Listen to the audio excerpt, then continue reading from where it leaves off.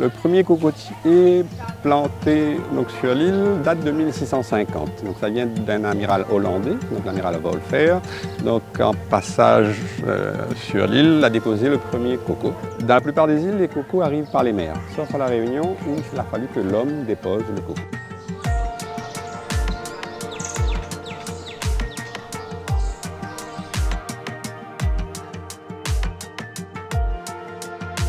À l'origine, moi je suis enseignant, ma femme était comptable et donc on a tous les deux arrêté notre travail pour se mettre à temps plein sur l'exploitation agricole. On s'est mis à se passionner pour l'agriculture. On a du plaisir tous les jours à voir les arbres pousser. Je suis aussi bien content de voir qu'à partir d'une petite plante, on s'émerveille.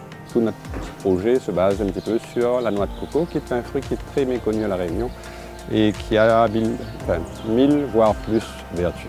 Si vous regardez une publicité sur La Réunion, vous aurez un cocotier. Donc le cocotier, c'est l'arbre de vie qui fait rêver. C'est vraiment un produit qui est très connu en ce moment en Europe et je pense que c'est le fruit exotique de prédilection. Donc, et c'est vrai qu'à La Réunion, on ne le met pas suffisamment en valeur encore et la production devrait être encore plus importante parce que c'est vraiment un fruit qui marche très bien. Alors pour râper, on utilise cette petite râpe électrique. C'est une petite boule avec des épines. Donc on allume, ça tourne, on prend la noix de coco comme ça et on fait juste.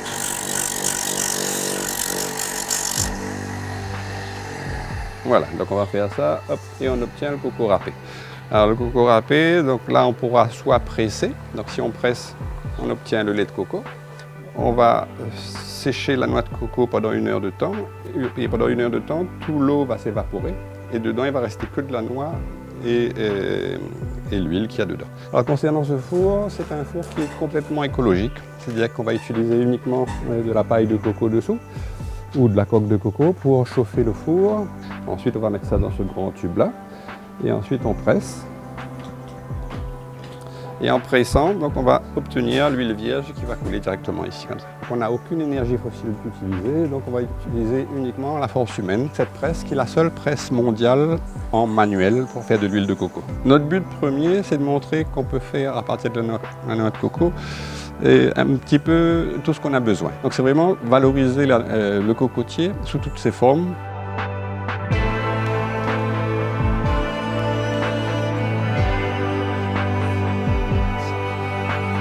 Alors la noix de coco, c'est un fruit, mais c'est aussi la plus grosse graine qui existe.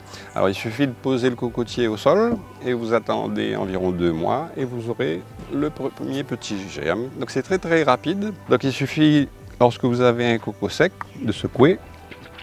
Si j'entends un petit peu d'eau dedans, c'est que c'est hermétique. Donc dès que le coco est hermétique comme celui-là, là c'est bon, donc vous pouvez le garder, il est sain.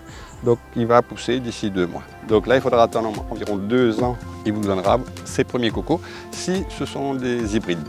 Sinon, si c'est les cocos bleus de La Réunion, il faudra attendre 10 ans, voire 15 ans, avant d'avoir un coco. Sachez que le coco ne pousse qu'entre 0 et 400 mètres d'altitude et entre 0 et 400 mètres de la mer. La noix de coco, c'est un fruit qui est sacré. Donc, le fruit, pour eux, c'est Dieu qui le donne. À l'intérieur, vous avez une eau qui est stérile. Et c'est la seule eau sur Terre qui est naturellement stérile. Donc, il la compare un petit peu à l'eau bénite.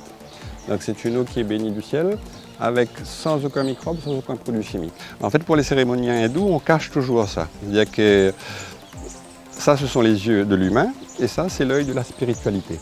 C'est pour ça qu'on vous dit que c'est par là qu'on va atteindre le nirvana, c'est-à-dire qu'on va atteindre le blanc de la noix de coco.